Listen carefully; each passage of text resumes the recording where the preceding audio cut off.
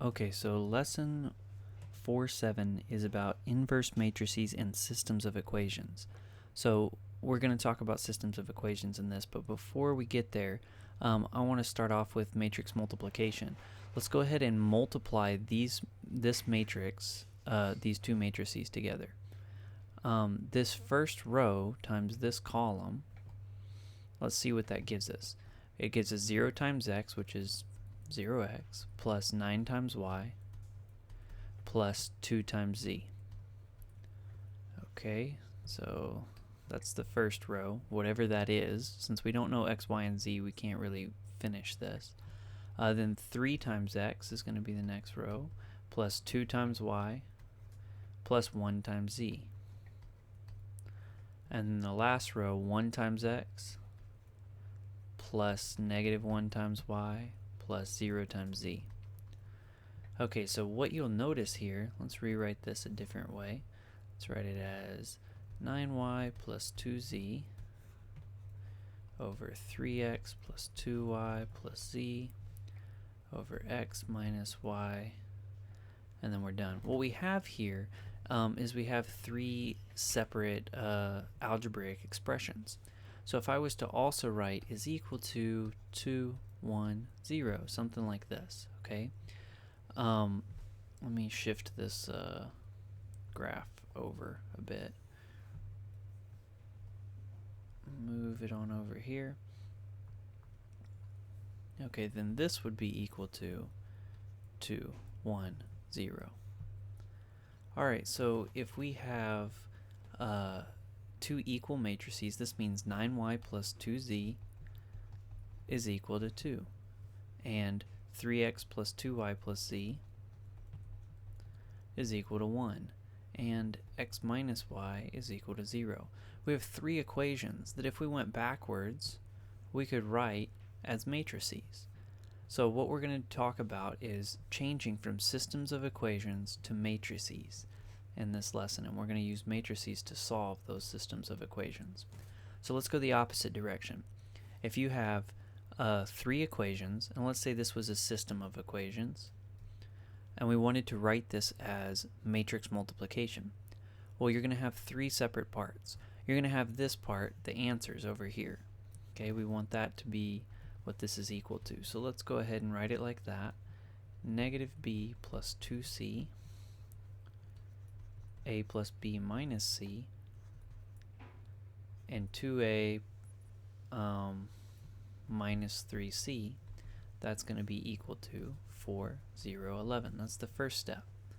Now, we already saw from the previous example that matrix multiplication, if we took the a, b, and c and put them in a separate matrix, so I'm going to go ahead and do that now. Let's take, oh, that's not what I wanted. I'll just erase this, that'll probably be easier.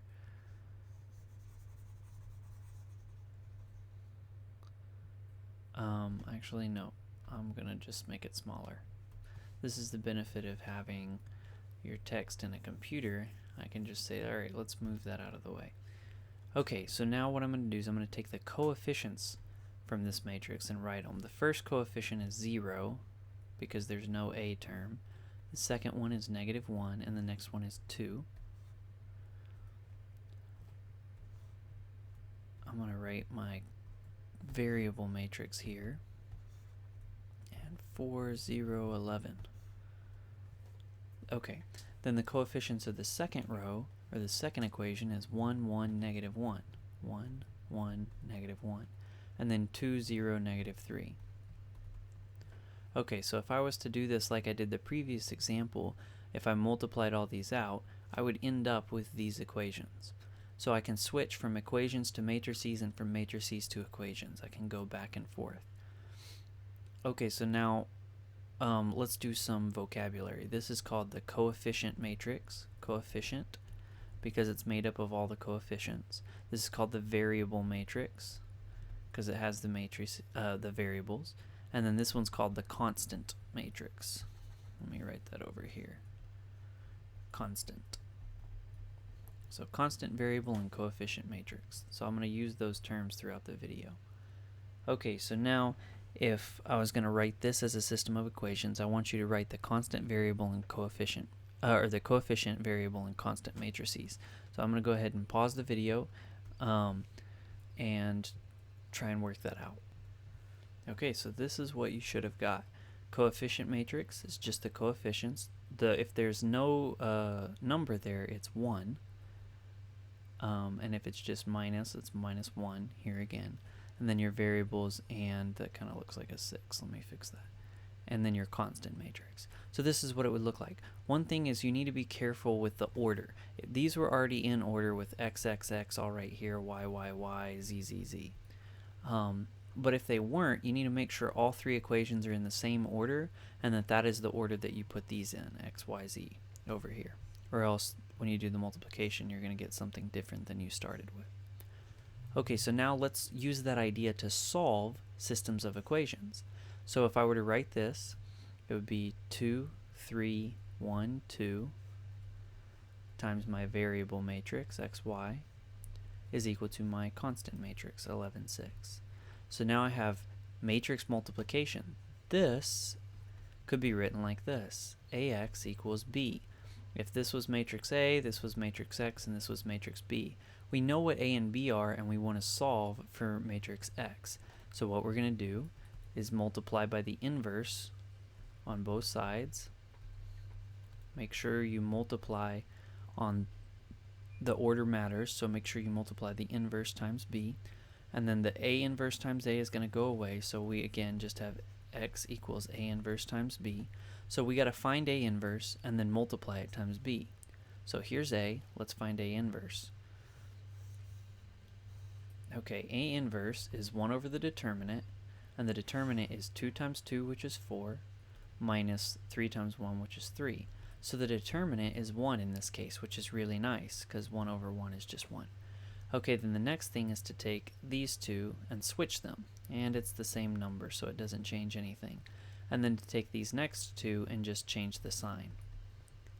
So A inverse, I'll write it over here, A inverse is equal to 1 over 1 times this matrix, so it's just equal to that matrix, 2, negative 3, negative 1, 2. So now I got to take this matrix and multiply it by B, which is here, and that will give me my answer. So let me go ahead and do that. I'm going to erase all this stuff I don't need right now. Okay, so if I multiply A inverse times B, that will tell me what X is equal to, the matrix X, not the variable. Okay, so now multiply these. 2 times 11 is 22, plus negative 3 times 6 is negative 18. Negative 1 times 11 is negative 11, plus 2 times 6, which is 12. And this simplifies to 4, 2. So what we have is this matrix, xy, is equal to 4, 2. So that means x is 4 and y is 2. Let's plug that back in and see if that works. 2 times 4 plus 3 times 2 equals 11. Let's see if that's true. 2 times 4 is 8. Plus 3 times 2 is 11. That's not true. Okay, so I made a mistake. 8 plus 6 is 14, not 11. Let's go see if I can find my mistake. If this was 3 times 1, then it would work, and that is in fact the mistake that I made. Negative 11 plus 12 is not 2, it's 1. So there we go. Now let's see if it works in the other one. X plus 2y, well, here, let me erase this. I have xy equals 4, 1. Let's see if that's true. 4 plus 2 times 1 equals 6. It works. So it works in both equations, so this is our solution. Always check your answers. Okay, so I want you to walk through this one. I'm going to pause the video. Okay, so this is the solution that you should have got. If you didn't get this, you need to watch the extra help video where I'll work out this problem and maybe another 1 or 2 like it.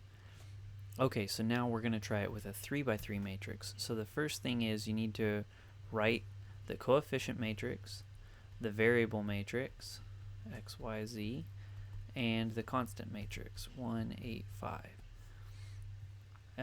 2, 1, 3, 5, 1, negative 2, 1, negative 1, negative 9. Okay, so here's this system of equations as matrices.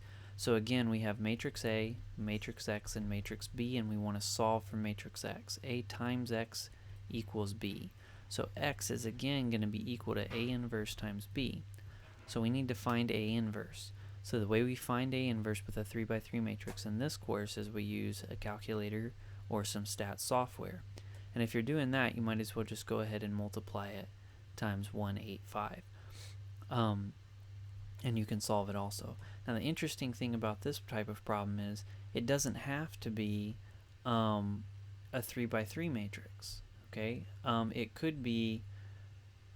Let me do a 4x4 matrix. Okay, you could have A plus B plus C plus D equals 2, A minus 2B plus D equals 0. And then you have two more equations. Okay, you could just solve it by doing a 4x4 matrix, finding the inverse and multiplying it times b. So it doesn't matter how many equations or how big your system is. You could use a calculator or statistical software, or just any software, math software, to solve that type of problem. You could do it by hand, but again, it would take a very, very long time. Once you start getting to 3 equations, it's a lot of calculations by hand. This is one I'm going to also work out in the extra help video. Okay, another thing that matrices are really useful for with system of equations is determining, is there a unique solution? So remember, you can either have parallel lines in a system of equations, if it's just 2 variables, parallel lines, and that means there's no unique solution. They don't cross anywhere. You could have dependent lines, which is the same line right on top of each other, and then they share an infinite number of solutions together, but again, there's not a unique solution. Or you could have the third option, where you have lines with different slopes where they cross, and there's one unique solution. So the way you can determine that with matrices is the determinant. So if there's an inverse, there's a unique solution. If there's not an inverse, there isn't a unique solution. So the way you determine with matrices if there's an inverse is the determinant. That's how you determine.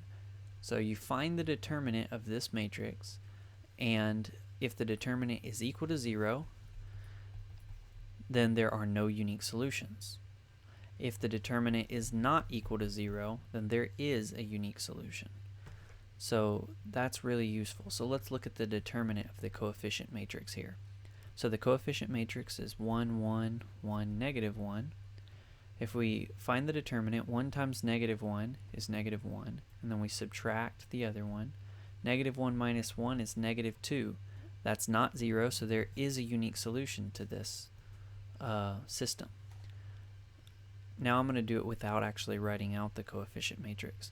1 times 4 is 4, minus 2 times 2, which is 4. So we have 4 minus 4, that's equal to 0. So this one has no unique solution. And that's because these are parallel lines. So matrices can be pretty useful in that case. I'm going to do this in the extra help video, and this is the type of problem we're going to work on in class. It's very similar to what we've been doing. You just need to be able to write the equations from the word problem. Let me go back to a 3x3 and talk about this. Is there a unique solution for this? You could determine that also from the determinant. So the coefficient matrix, the z value isn't here, so it's 0. And then 1, 3, negative 3. If the determinant is equal to 0, then there is not a unique solution. If the determinant, then there is a unique solution. If the determinant, I'm not sure what I said. If the determinant equals 0, there's no unique solution. If the determinant is not equal to 0, then there is a unique solution. So I'm going to pause the video and you can work this out if you want to see. Okay, so if you worked it out, the determinant of this matrix is equal to 8, which is not 0, so there is a unique solution for this matrix. It's a really useful thing to do before you start trying to solve a system of equations, is find out, is there a unique solution, or am I just wasting my time? So the determinant is really useful for that. And that concludes lesson 4-7.